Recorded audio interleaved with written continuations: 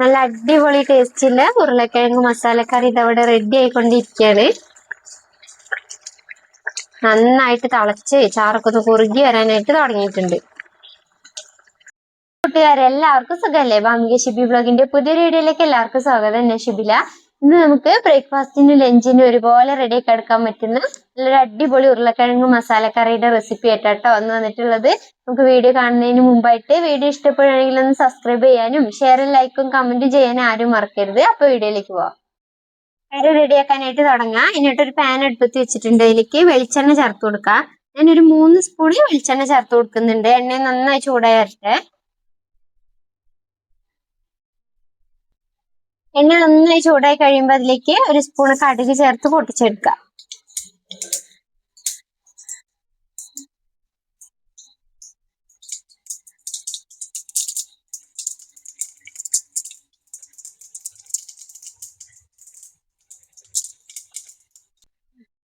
കടുക് പൊട്ടിക്കഴിയുമ്പോൾ ഒരു ചെറിയൊരു പീസ് ഇഞ്ചിയും അതുപോലെ തന്നെ ഒരു 4 വെളുത്തുള്ളിയുടെ എല്ലിയും കൂടെ ഒന്ന് ചേർത്തിട്ട് വഴറ്റിയെടുക്കുക.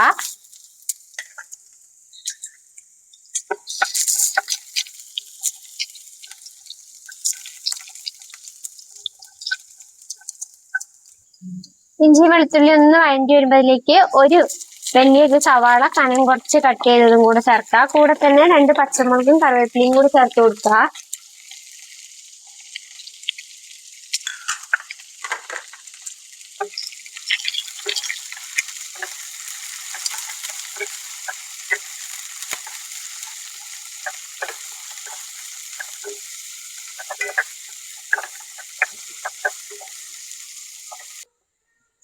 ഉള്ളിയൊക്കെ നന്നായിട്ടൊന്ന് വഴണ്ടി വന്നിട്ടുണ്ട്. ഇനി ഇതിലേക്ക് മസാലകൾ ചേർത്ത് കൊടുക്കുക.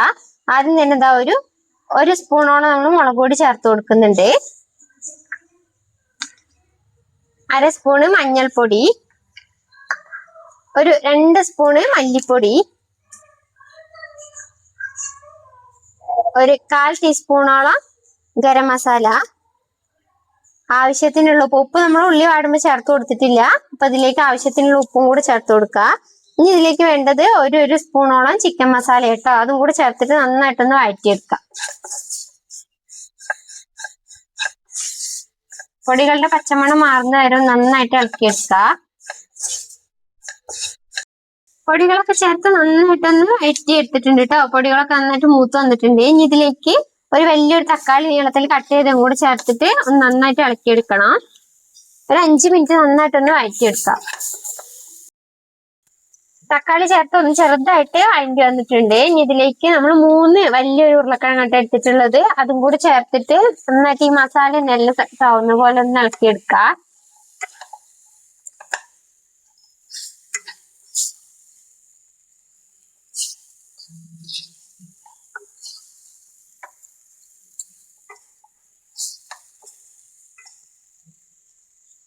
ഇളക്കിയതിന് ശേഷം ഇതിലേക്ക് ഉരുളക്കിഴങ്ങ് വേവാൻ ആവശ്യത്തിനുള്ള വെള്ളം കൂടി ചേർത്ത് കൊടുക്കുക. ഇത് നന്നായിട്ട് ഇളക്കിയതിന് ശേഷം അടച്ചു വെച്ച് വേവിച്ചെടുക്കുക.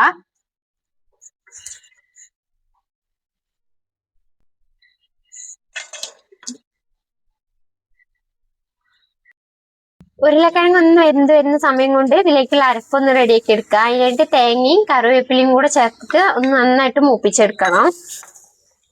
കുറച്ച് വെളിച്ചെണ്ണയും കൂടി ചേർത്ത് കൊടുക്കുക.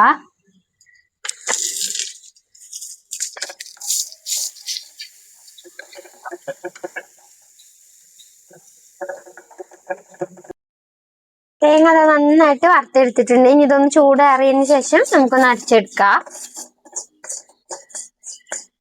കറി അടുപ്പത്ത് വെച്ചിട്ട് കുറച്ച് സമയം ആയിട്ടുണ്ട് കേട്ടോ. കിഴങ്ങൊക്കെ നന്നായിട്ട് വെന്തിട്ടുണ്ടാവും. നമുക്ക് മൂടി തുറന്നിട്ടൊന്ന് ഇളക്കി നോക്കാം.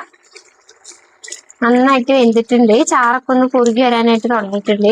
ഇതിൽ നമുക്ക് 2-3 കിഴങ്ങൊന്ന് ഉടച്ചു കൊടുക്കണം. എന്നാലേ കറിക്ക് ഒരു കട്ടി വരുള്ളൂ.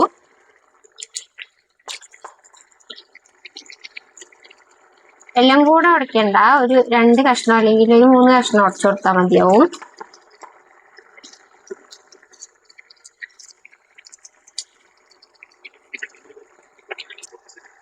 ഈ കറിയിലേക്ക് നേരത്തെ വറുത്ത് വെച്ച തേങ്ങ നന്നായിട്ട് അരച്ചെടുത്തിട്ടുണ്ട്. അതും കൂടെ ചേർത്ത് കൊടുക്കുക.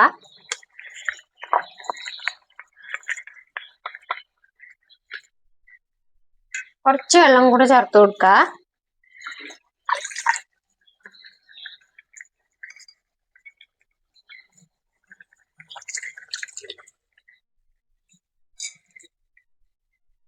ഇനി അരപ്പ് ചേർത്തിട്ട് നന്നായിട്ടൊന്ന് തിളച്ചു വരട്ടെ.